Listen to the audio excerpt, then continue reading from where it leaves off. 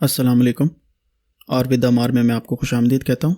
आज हम देखेंगे कि publication ready bar plot with one way ANOVA कैसे ड्रॉ करना है और इसको ड्रॉ करने के लिए 7 इम्पोर्टेंट स्टेप्स कौन कौन से हैं।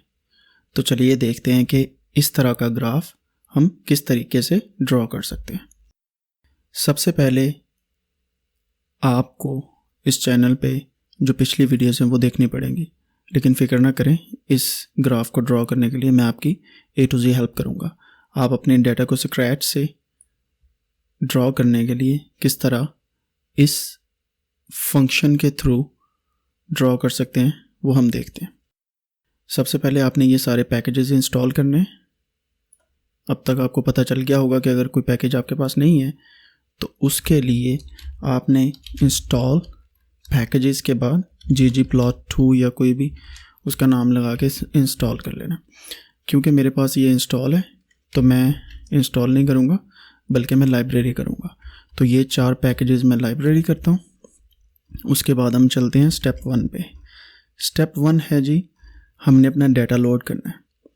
तो इस वीडियो के लिए जो डाटा हम यूज़ कर रहे हैं इस एग्जांपल में वो है चिकन वेट्स। ये already built in data set है आर का। आप इसमें जब डाटा को लोड करते हैं तो ये आपके सामने चिकन वेट का डाटा सेट आ जाता है। इसका मतलब यह है कि ये फीड जो है ये आपके ट्रीटमेंट्स हैं और वेट आपका पैरामीटर है। तो ट्रीटमेंट्स में डिफरेंट किस्म की ट्रीटमेंट्स हैं और उनकी डिफरेंट रेप्लिकेट्स जो हैं वो वैसे दिए हैं, मेन कैलकुलेट नहीं है यहाँ पे। नेक्स्ट हम क्या करते हैं, टेबल करके चेक कर लेते हैं कि इस डाटा सेट की क्या खासियत है। ठीक है, तो एक फैक्टोरियल है और दूसरा न्यूमेरिक वेरिएबल है। देन हम स्टेप 2 पे जाते हैं। स्टेप 2 पे हमने कैलकुलेट करना है इसका मीन। ठीक है, ट्रीटमेंट ग्रुप का स्टैंडर्ड डेविएशन जो है वो कैलकुलेट करना है, क्योंकि हम इसको एरर बार के थ्रू अपने ग्राफ के ऊपर लगाएंगे। तो इस ऑब्जेक्ट को हम नाम दे देंगे मेन डाटा का। ग्रुप बाय करेंगे। चिक वेट्स हमारे पास जो है वो डाटा सेट है और उसमें फीड के हिसाब से हमने ग्रुपिंग कर देनी है। मतलब ये कि ये फीड में अगर हॉर्स बीन है ना तो इसकी सारी वैल्यूज़ इकट्ठे होकर इसका मेन कैलकुलेट हो जाएगा। फिर ये पाइप ऑपरेटर यूज़ किया तो फीड जो है हमारी ट्रीटमेंट है, इस वजह से हम इसको यहाँ पे यूज़ करते हैं। देन हम समराइज का फंक्शन लिखते हैं, ये डीअप्लायर का फंक्शन है। देन वेट मेन, हमने एक नया कॉलम जो है वो बनाया जिसका नाम है कि वेट का मेन। फिर हमने मेन की कमांड लगाई और वेट का मेन कैलकुलेट कर लिया। इसी तरह एसटी का एक नया कॉलम बनाया, स्टैंडर्ड डेविएशन की कमांड लगाई और उसका वेट का स्टैंडर्ड डेविएशन निकाल लिया। अगर आपने यहाँ पे स्टैंडर्ड एरर कैलकुलेट करना है तो स्टैंडर्ड एरर का फार्मूला जो है वो divided by square root of number of replicates है। तो वो आप लगा सकते हैं कैसे, SQRT of number of replicates. मतलब मेरे पास अगर 7 हैं तो मैं यहाँ पे 7 लिखूँगा तो ये हमारे पास स्टैंडर्ड एरर आ जाएगी। ठीक है, तो ये उसका फार्मूला है। लेकिन हम जो है वो काम कर रहे हैं स्टैंडर्ड डेविएशन पे, तो मैं इसे अंडू करता हूँ। देन हम एक और पाइपिंग ऑपरेटर यूज़ करेंगे जो हमें बताएगा कि आगे आपने क्या करना है। फिर मैं कहता हूँ कि इसे अरेंज कर दें डिसेंडिंग ऑर्डर में। ठीक है, तो ये सारा कुछ करने के बाद जब मैं इसको कंट्रोल एंटर करता हूँ तो हमारे पास एक मेन का डाटा सेट बन जाता है। ठीक है, जिसमें सभी के मीन्स कैलकुलेट कर रहे हैं। ये हमें बताता है कि हमारे पास 6 ट्रीटमेंट्स हैं। ये सारी फीड की 6 ट्रीटमेंट है, ये उसका मीन है और ये स्टैंडर्ड डेविएशन है। ठीक है, हमारे पास एक नया डाटा फ्रेम बन गया। टेबल के बाद हम जब टेबल पे एंटर मारते हैं तो जो चीज़ मैंने आपको व्यू में दिखाई है वो नीचे यहाँ पे शो हो जाती है, जिसमें साथ में फैक्टोरियल और डिफरेंट किस्म के वेरिएबल के नाम बताए होते हैं। नेक्स्ट हम चलते हैं स्टेप 3 पे। स्टेप 3 पे आपने अपनी स्टैटिस्टिकल कैलकुलेशन जो है वो परफॉर्म करनी है। क्योंकि हमने अनोवा कैलकुलेट करना है तो हम बिल्ट इन फंक्शन AOV वो यूज़ करेंगे आर का। ठीक है, आर स्टैट पैकेज का जो ऑलरेडी इंस्टॉल होता है। अगर आपका अनोवा पैकेज नहीं चल रहा तो आप लाइब्रेरी स्टैट्स ये करेंगे तो आपका ये वाला पैकेज चल पड़ेगा जिसमें AOV है। तो अनोवा के इस मॉडल को, ठीक है, मैं अनोवा का नाम दे रहा हूँ। AOV फंक्शन लगाया वेट पे और वेट को ड्रॉ किया हमने फीड की ट्रीटमेंट पे। ठीक है, ये टिल्डा साइन यूज़ करेंगे हम। मोस्टली ये शिफ्ट और 1 से पहले एक बटन होता है वो वहाँ पे होता है। देन डेटा चिक वेट्स का यूज़ करेंगे। ठीक है, फिर हम समरीज़ की कैलकुलेट करते हैं। जब मैं इसको अनोवा की फॉर्म में करता हूँ तो ये हमारे पास यहाँ पे अनोवा आ जाता है, ठीक है। तो लेकिन इसे पढ़ना मुश्किल है, इस वजह से यहाँ पे समरी इसकी देखेंगे तो आप देखें यहाँ पे हमारे पास सिग्निफिकेंट डिफरेंस आ रहा है। अगर अनोवा जो है वो आपका सिग्निफिकेंट डिफरेंस बताए, मतलब फीड के अंदर आपकी पी वैल्यू लेस देन 0.05 है, जिसका मतलब है कि ये फीड आपस में सिग्निफिकेंटली डिफर कर रहा है। नेक्स्ट हम स्टेप 4 पे जाते हैं। अब जब हम पता चल गया कि फीड सिग्निफिकेंटली डिफर कर रहा है एक दूसरे से, तो हम क्या करेंगे, यहाँ पे इसको टुकी टेस्ट लगाएंगे, टकी या टुकी टेस्ट जो भी है। तो इसका भी बिल्ट इन स्टैट्स के फंक्शन में ही है, टकी HSD, और इसको अनोवा के ऊपर लगा देंगे सिंपली। डजेंट मैटर कि कौन सा अनोवा है, कैसा अनोवा है, अनोवा पे लगा देते हैं। तो मैं जब इसको लगाता हूँ तो हमारे पास एक टकी का ऑब्जेक्ट बन गया। इसको चेक करते हैं ये क्या चीज़ है। तो आप देखें यहाँ पे हमारे पास ये हमें ट्रीटमेंट्स का आपस में कम्बिनेशन बताने के बाद उनकी सिग्निफिकेंट डिफरेंसेस दे रहा है। 0.05 से जितने कम होंगे वो सिग्निफिकेंट होंगे, जो नहीं होंगे वो सिग्निफिकेंट नहीं होंगे एक दूसरे से। अब यहाँ तक तो हमें समझ आ गई। अगर आपने मैनुअली ड्रा करने के बाद स्टैट को खुद से ड्रॉ करना है एक्सेल की शीट में, तो यहाँ से आप सिग्निफिकेंट डिफरेंसेस देख सकते हैं।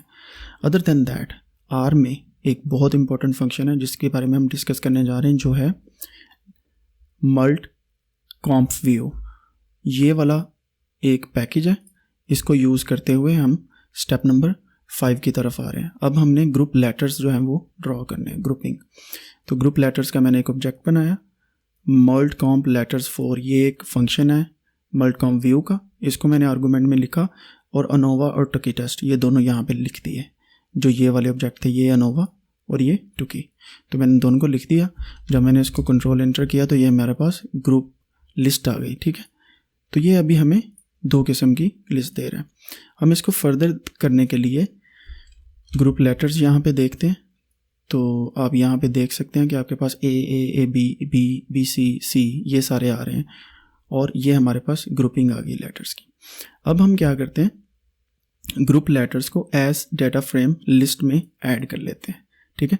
ग्रुप लेटर्स का, और उसमें से हमने फीड के लेटर निकाल के ये इसका एक डाटा फ्रेम बना लिया, ठीक है। अभी ग्रुप लेटर्स को मैं अपडेट कर रहा हूँ, पहले था ये, ठीक है।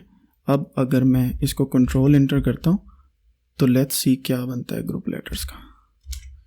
तो आप देखें कि हमारे पास ये वाली लेटरिंग आ गई है, लेटर्स आ गए हैं। बाकी चीज़ों को छोड़ें तो ये लेटर्स इस तरीके से हमारे पास आ चुके हैं। अब हमने क्या करना है, हमने ये लेटर्स जो हैं इसको मेन डेटा के अंदर ऐड करना है, ठीक है।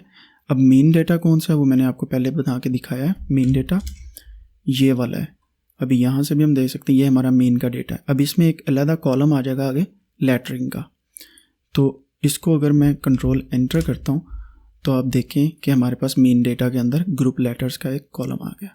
इसका मतलब है अगर आपके पास ऐसा एक टेबल बन जाता है तो आपके लिए ग्राफ बनाना मुश्किल काम नहीं है। तो यहाँ तक हमने लेटरिंग जो है वो भी निकाल ली। इसको टिबल करके देखेंगे तो यही डाटा आपके पास नीचे वाली साइड पे आ जाएगा, ठीक है, यहाँ पे आ गया। अब हम चलते हैं स्टेप नंबर 6 पे। स्टेप नंबर 6 जो है वो ड्रॉ करना है हमने publication ready bar plot. Bar plot की बेसिक मैं आपको बता देता हूँ कि इसमें आपने ggplot2 का पैकेज यूज़ करना है, मेन डेटा को बनाना है, एस्थेटिक एक्स पे हमने हमेशा ट्रीटमेंट्स रखनी है, ठीक है, फीड हमारी ट्रीटमेंट है, और वाई पे हमने न्यूमेरिकल वेरिएबल रखना है। यहाँ पे रखने के बाद हमने जियोम बार लिखा, इसका मतलब बार प्लॉट बनाओ। Stat is equal to identity, ये इसका बार प्लॉट को फिल करने का है, और बाद में एस्थेटिक में जाके fill is equal to feed. इसका मतलब ये है कि जो फिल होगा वो भी डिफरेंट कलर्स फीड की बेस में आएंगे। फीड में ये 6 किस्म के ट्रीटमेंट्स हैं तो इस तरह के कलर्स आएंगे। फिर हमने लीजेंड्स शो करने हैं यहाँ पे, फिर इसकी विड्थ बतानी है। तो इतने आर्गूमेंट को चलाने के बाद आप देख सकते हैं कि हमारे पास जो प्लॉट बनेगा वो ये वाला प्लॉट बन रहा है। अब आप देखें कि यहाँ पे इस प्लॉट के बाद हमने अगर एरर बार लगानी तो हम यहाँ से इतनी कमांड यूज़ करेंगे, ठीक है। तो ये इसके पास एरर बार्स आ गई, और एरर बार में हमने क्या लगाया, स्टैंडर्ड डेविएशन लगाई है माइनस और प्लस पे, ठीक है। तो फिर हमने जियोम टेक्स्ट लेबल्स लगा दिए। अभी जो लेबल्स हैं हमारे पास ग्रुप लेटर्स की शक्ल में, जब हमने वो लगाना है तो यहाँ से लेके यहाँ तक का हमने ग्राफ बनाना है, ठीक है, लेटर्स लग के ऊपर। अभी इसके बाद हमने डिफरेंट कलर्स देने हैं। तो ये कलर पैलेट है, इसके अंदर एक स्केल फिल ब्रेयर, इसको मैं चलाता हूँ तो आप देखें कि डिफरेंट कलर्स आ गए। अगर आप डिफरेंट लेबल्स चेंज करना चाहते हैं तो यहाँ से इतना कॉलम है, एक्स एक्सिस का, वाई एक्सिस का और टाइटल का, वो आप चेंज कर सकते हैं। ठीक है, अभी मैंने देखा है कि यहाँ पे एक आधा लेबल मिस हो रहा है, तो मैं इसकी लिमिट्स बढ़ा देता हूँ, वाई लिमिट। तो आप देखें कि वाई की लिमिट बढ़ गई है और हमारे पास जो प्लॉट बन रहा है वो इस किस्म का बन रहा है। लेकिन अभी इसमें एक और चेंजेस ले आते हैं। जीजी थीम्स, इसकी बिल्ट इन थीम्स हैं जीजी प्लॉट 2 की, उसको यूज़ करते हुए हमारे पास एक कोई इस तरह का ग्राफ बन जाएगा। ठीक हो गया, ये इस तरह का। अभी इस तरह का ग्राफ तो बन गया, इसको पी के ऑब्जेक्ट में हम सेव कर लेते हैं और व्यू भी कर लेते हैं। आपको यहाँ पे नहीं नज़र आ रहा होगा क्योंकि ये ग्राफ जो है आपको इस तरीके से नज़र आएगा। ठीक है, इसके बाद अभी हमने यही वाला ग्राफ बहुत हाई क्वालिटी में सेव करने के लिए क्या करेंगे, एक नया तरीका है। सबसे पहले आप टिफ लिखें, बार प्लॉट लिखते हैं, डॉट टिफ, फिर यूनिट्स देने के बाद साइज़ अपनी मर्ज़ी का रख लें, जो भी आपने रखना है। अगर विड्थ कम रखनी कम रख लें, ज़्यादा रखनी ज़्यादा रख लें, रेजोल्यूशन 300 और कंप्रेशन ये। इसके बाद प्लॉट का नाम दे दें पी, जो यहाँ पे हमने ऑब्जेक्ट का दिया है, देन डेव ऑफ कर दें। ठीक है, ये 3 चीज़ें लगाने के बाद आप इन तीनों को जब चलाएंगे तो आपकी वर्किंग डायरेक्टरी में एक प्लॉट आ जाएगा जिसका नाम होगा बार प्लॉट। और जब बार स्टूडियो GD2 या 1 आ जाए यहाँ पे, तो इसका मतलब है ये सेव हो चुका है। ठीक है, अभी हम देखते हैं कि ये प्लॉट कहाँ पे सेव हुआ है और वहाँ से इसे व्यू कर लेते हैं। ठीक है, तो आपकी वर्किंग डायरेक्टरी में ये प्लॉट सेव हो चुका है। तो आज तक के लिए इतना ही। आप इस चैनल को सब्सक्राइब करें और इसको शेयर करें, और अगली जो भी वीडियो आप देखना चाहते हैं वो कमेंट बॉक्स में ज़रूर लिखिए। टेक केयर, अपना ख्याल रखिएगा, कोडेनिक्स से जुड़े रहिएगा। अल्लाह हाफिज़।